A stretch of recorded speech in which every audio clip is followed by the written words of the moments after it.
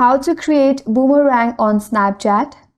Hi everyone, this is Kate and welcome back to another video. And in this video, we will see how we can create a boomerang on Snapchat. So without further delay, let's get started.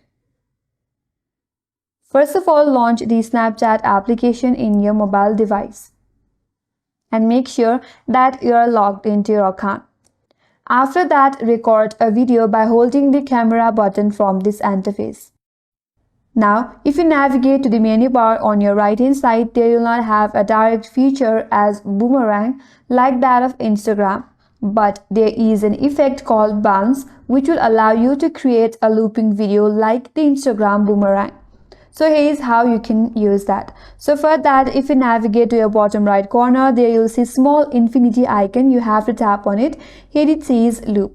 Now you can adjust this effect.